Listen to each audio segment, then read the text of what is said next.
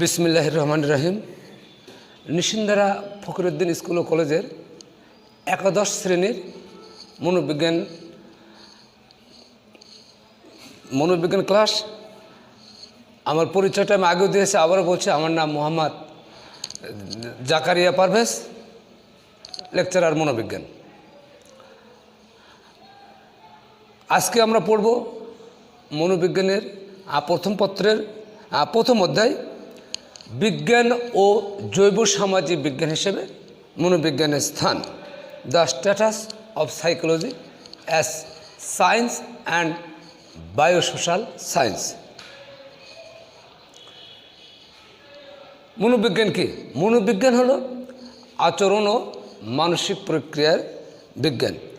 এখন প্রশ্ন হচ্ছে, মনোবিজ্ঞানকে বিজ্ঞান বলা যায় কি না? বিজ্ঞান শব্দের আবিধানিক অর্থ হলো বিশেষ জ্ঞান,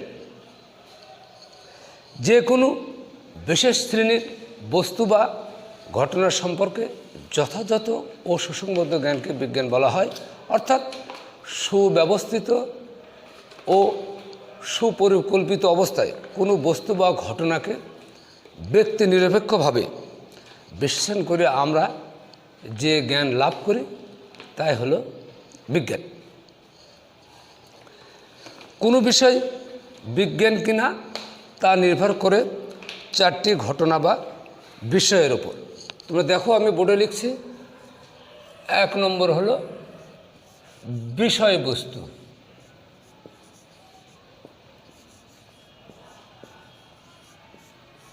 কি বললাম? বিষয়বস্তু। 2 হচ্ছে বৈজ্ঞানিক পদ্ধতি, বৈজ্ঞানিক পদ্ধতি। 3 হচ্ছে বৈজ্ঞানিক দৃষ্টিভঙ্গি।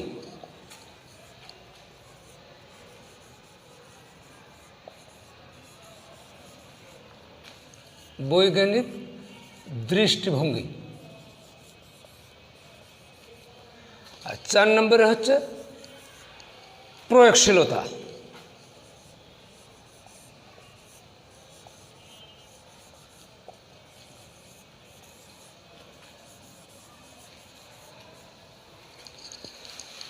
প্রয়োগশীলতা। তাহলে আমরা কোনো বিষয় বিজ্ঞান কিনা তা যে 4টা বিষয়ের উপর ডিপেন্ড করে, তা হলো কি? বিষয়বস্তু, বৈজ্ঞানিক পদ্ধতি, বৈজ্ঞানিক দৃষ্টিভঙ্গি ও প্রয়োগশীলতা। তা আমরা এখন আলোচনা করব এটা বিষয়বস্তু, সাবজেক্ট ম্যাটার। সব বিজ্ঞানেরই একটি স্বীকার্য এই যে বিজ্ঞান যে বস্তু বা ঘটনার অনুধান করে তা নিয়ম সাপেক্ষ। তাছাড়া বিষয়বস্তুর কতকগুলি বৈশিষ্ট্য রয়েছে। 1 নম্বর কি? বিষয়বস্তু পর্যবেক্ষণযোগ্য হবে। কি হবে? বিষয়বস্তু পর্যবেক্ষণযোগ্য, যাকে আমরা পর্যবেক্ষণ করতে পারি। 2 নম্বর হচ্ছে বিষয়বস্তু সম্বন্ধে গবেষকগণ একে অপরের সাথে ভাষার সাহায্যে যোগাযোগ করতে পারে। যেমন এখন বাংলাদেশের একটা বিজ্ঞানী যদি মনোবিজ্ঞানের একটা বিষয় নিয়ে গবেষণা করে, তাহলে সে অন্য দেশের বিজ্ঞানীর সাথে কিভাবে ভাষার সাহায্যে যোগাযোগ করবে? অবশ্যই তোমরা জানো, ইংলিশ হচ্ছে ইন্টারন্যাশনাল ল্যাঙ্গুয়েজ। সুতরাং এই আন্তর্জাতিক মানের যে ভাষা, সেই ভাষার সাহায্য বিজ্ঞানীরা যাতে, সব বিজ্ঞানীরা যাতে এটা তোমার দেখতে পারে, বুঝতে পারে, যোগাযোগ করতে পারে, কোথাও ভুল ত্রুটি থাকে তা নির্ণয় করতে পারে। আরেকটা হচ্ছে কি?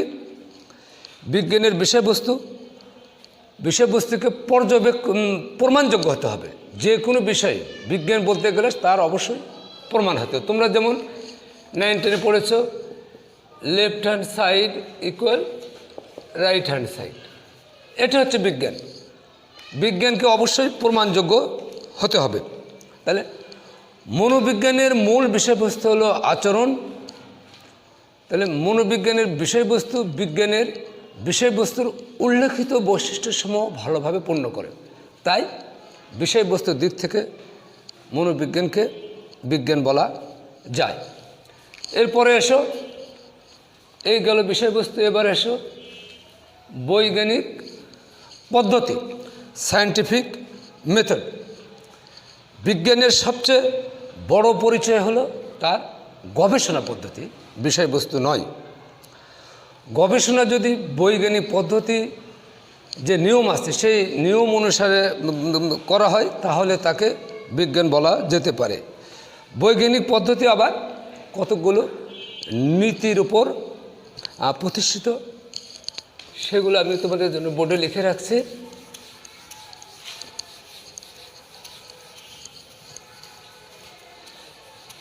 কী কী নীতি? 6টা নীতির উপর, 6টা যে নীতির উপরে বৈজ্ঞানিক পদ্ধতি 6টা নীতির উপর প্রতিষ্ঠিত। এক হচ্ছে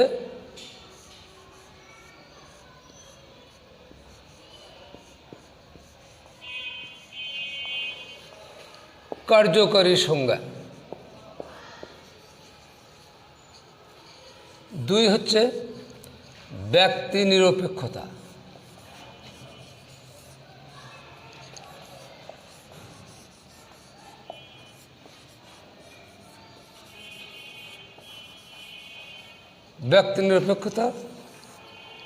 3 হলো নিয়ন্ত্রণ,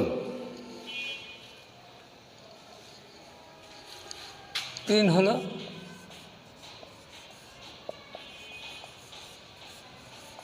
নিয়ন্ত্রণ। 4 নম্বর হচ্ছে পুনরাবৃত্তি, পুনরাবৃত্তি। 5 হচ্ছে সাধারণীকরণ,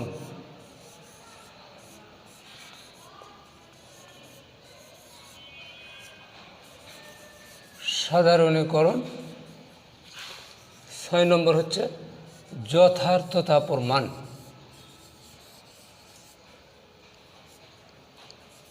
যথার্থতা প্রমাণ। তাহলে দেখো,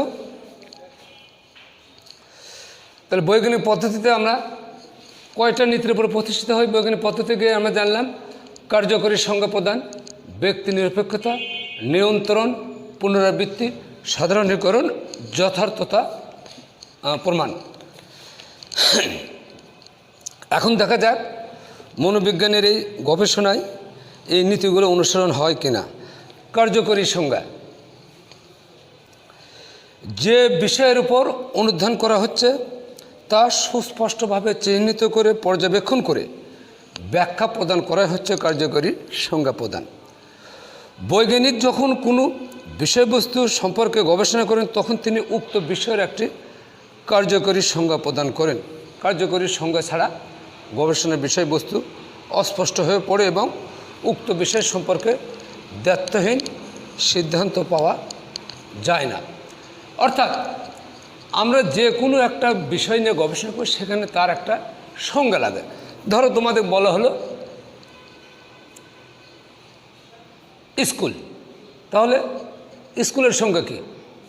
স্কুল হচ্ছে যেখানে তোমার পাঠদান করা হয়। কোনো কোচিং সেন্টারকে কিন্তু স্কুল বলা হয় না, কারণ কোচিং সেন্টার সীমিত সময়ের জন্য সীমিত বিষয় পড়ানো হয়। আর স্কুলকে সেখানে তোমার প্রাক প্রাথমিক, প্রাথমিক, নিম্ন মাধ্যমিক, মাধ্যমিক। তো এই যে সংজ্ঞাটা তোমার নির্ধারণ করতে হবে। যেহেতু মনোবিজ্ঞান, এখানে মনোবিজ্ঞানের গবেষণার বিষয়বস্তু হচ্ছে প্রাণীর আচরণ, তাহলে প্রাণীর আচরণ বিজ্ঞানীগণ যে আচরণের উপর করবে, গবেষণা করবেন তা অবশ্যই সুস্পষ্টভাবে উল্লেখ করবেন।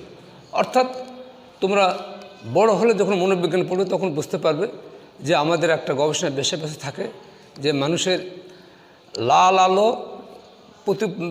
আলোর প্রতি প্রতিক্রিয়া কম না সবুজ আলোর প্রতি প্রতিক্রিয়া কম।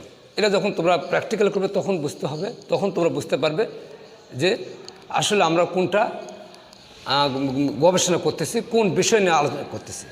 এজন্য বলা হচ্ছে যে এই বৈজ্ঞানিক পদ্ধতির 6টা নীতি, তার হচ্ছে একটা কার্যকরী, অবশ্যই একটা দিক হচ্ছে কার্যকরী সংজ্ঞা, যে আমরা একটা বিষয়ের সংজ্ঞা দিলে সেই বিষয়ের উপর আমরা গবেষণা করতে পারবো। তারপরের বিষয়টা দেখো বোর্ডে লিখেছি আমি, ব্যক্তি নিরপেক্ষতা। মনোবিজ্ঞানের গবেষণার বিষয়বস্তু হচ্ছে প্রাণীর আচরণ এবং এই আচরণ ব্যক্তি নিরপেক্ষভাবে পর্যবেক্ষণ করা যায়। প্রাণীর এই আচরণ কোনো গবেষক যেভাবে অনুসন্ধান করেন অন্যরাও তদ্রূপ করতে পারেন। এই ব্যক্তি নিরপেক্ষতার কারণে মনকে বাদ দিয়ে মনোবিজ্ঞানের গবেষণায় ব্যবহার করা হয়েছে আচরণকে, অর্থাৎ মন ধরা ছোঁয়ার বাইরে, মনকে ধরা যায় না, ছোঁয়া যায় না, তাই এখানে আচরণের গবেষণা করা হয়েছে। এবং ব্যক্তি নিরপেক্ষতা কেন? কোনো পরীক্ষক যদি তার পক্ষপাত দোষে দুষ্ট হন তাহলে সেইখানে গবেষক সঠিক হবে না। এই তোমাদের খুব সহজ করে বলি,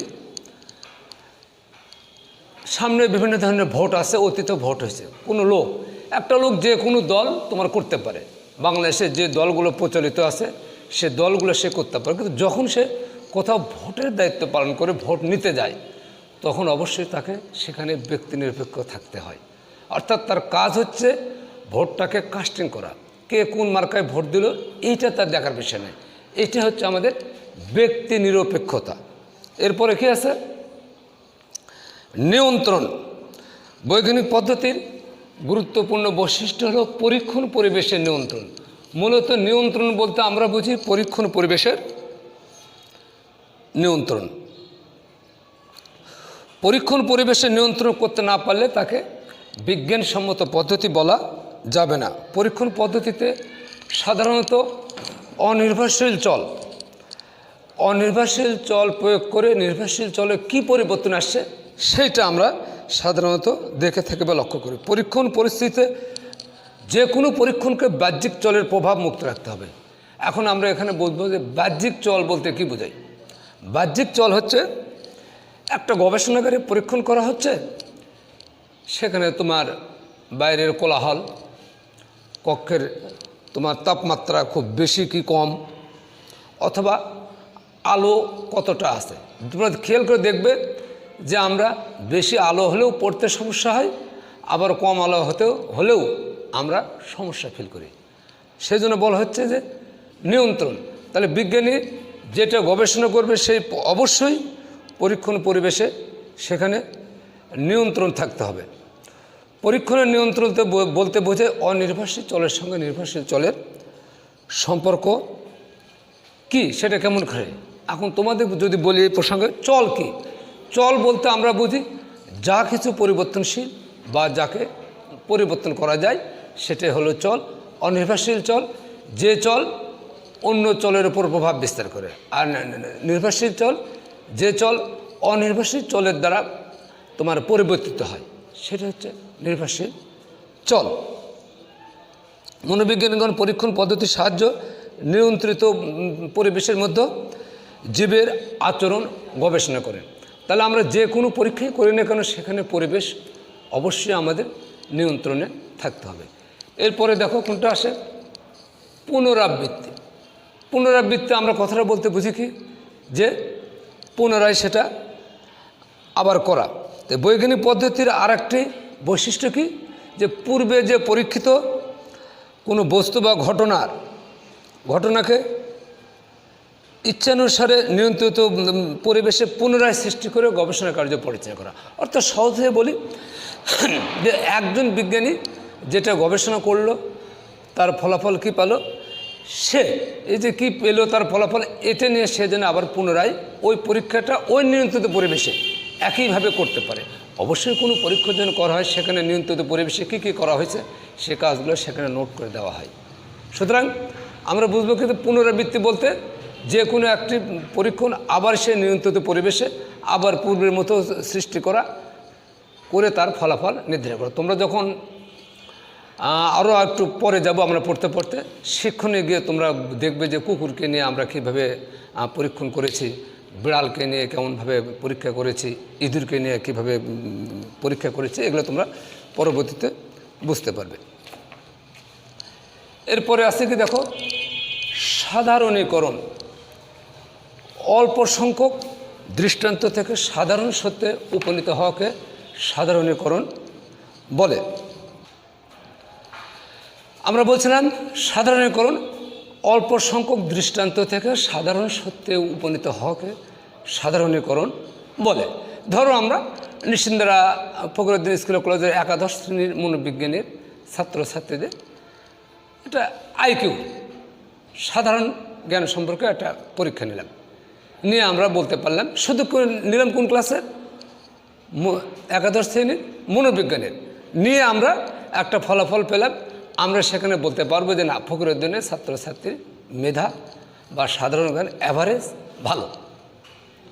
এই যে অল্প সংখ্যক, আমরা কিন্তু ফখরুদ্দিনের সব ছাত্রছাত্রীর আইকিউ আমরা টেস্ট করেছি শুধুমাত্র মনোবিজ্ঞান ক্লাসের 50 জন বা 60 জন ছাত্রে করে আমরা বলতে পারলাম যে আসলে পুরো কলেজের ছাত্রছাত্রীদের মেধা গড় একই। এবার থাকলো যথার্থতা প্রমাণ, সর্বশ্রেষ্ঠ। বৈজ্ঞানিক পদ্ধতির এক বিশেষ বৈশিষ্ট্য হলো যথার্থতা প্রমাণ, অর্থাৎ বৈজ্ঞানিক তার গবেষণা ফলাফল প্রকাশ করার পর বিভিন্ন দেশের বিজ্ঞানীগণ তা হুবহু পুনরুৎপাদন করে তার ফলাফল যাচাই করে দেখতে পারেন। ভেরিফিকেশন যেটা আমরা বলি, যথার্থতা প্রমাণ। যে কেউ একটা গবেষণা করলো, একটা পরীক্ষণের ফলাফল ধরো পাওয়া গেল এক্স, অন্যান্য দেশের মনোবিজ্ঞানীরা সেটাই যদি গবেষণা করে যদি পেয়ে যায় যে হ্যাঁ ফলাফল একই, তাহলে সেটা হলো ভেরিফিকেশন বা যথার্থতা প্রমাণ। মনোবিজ্ঞানের গবেষণায় প্রাপ্ত তথ্য যে কোনো মনোবিজ্ঞানী পুনরায় হুবহু পুনরুৎপাদন করে তার সত্যতা যাচাই করে দেখতে পারেন। এই গেল আমাদের যে আমরা পড়ছিলাম সায়েন্টিফিক মেথড, বৈজ্ঞানিক পদ্ধতি যে বৈশিষ্ট্যগুলো, সেই বৈশিষ্ট্যগুলো আমরা শেষ করলাম। তাহলে আমরা এর আগে আলোচনা করছিলাম কি কি, যে কোনো বিষয় বিজ্ঞান কিনা তার 4টি বিষয়ের উপর নির্ভর করে। সেটা হচ্ছে কি কি, সেটা ছিল কোনো বিষয় বিজ্ঞান কিনা 4টি বিষয় কি কি, সেটা ছিল হচ্ছে বিষয়বস্তু, বৈজ্ঞানিক পদ্ধতি, বৈজ্ঞানিক দৃষ্টিভঙ্গি ও প্রয়োগশীলতা। আমরা এখন পড়ব বৈজ্ঞানিক দৃষ্টিভঙ্গি।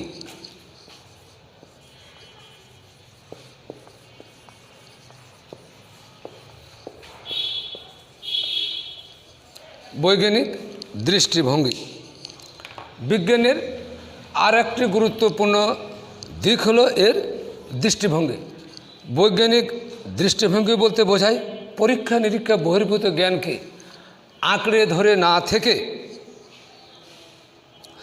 পরীক্ষা নিরীক্ষার বিষয়কে বিষয়বস্তু হিসেবে গ্রহণ করার মনোভাব পোষণ করা। এতে তত্ত্ব ও তথ্যের পরিবর্তনের সাথে সাথে পরীক্ষা নিরীক্ষার বিষয়বস্তুকে গ্রহণ করার দৃষ্টিভঙ্গি বিজ্ঞানী থাকতে হবে। পরীক্ষা নিরীক্ষার মাধ্যমে মনোবিজ্ঞানীগণ পুরাতনকে বর্জন করে নিত্য নতুন তথ্য আহরণে সদা নিয়োজিত থাকেন। প্রাথমিক পর্যায়ে মনোবিজ্ঞানকে আত্মা বা মনের বিজ্ঞান বলা হতো, কিন্তু পরীক্ষা নিরীক্ষা সম্ভব নয় হেতু আত্মা বা মনকে বাদ দিয়ে বর্তমানে আচরণ ও মানসিক প্রক্রিয়াকে মনোবিজ্ঞানের বিষয়বস্তু হিসেবে গ্রহণ করা হয়েছে। এরপরে এসো প্রয়োগশীলতা।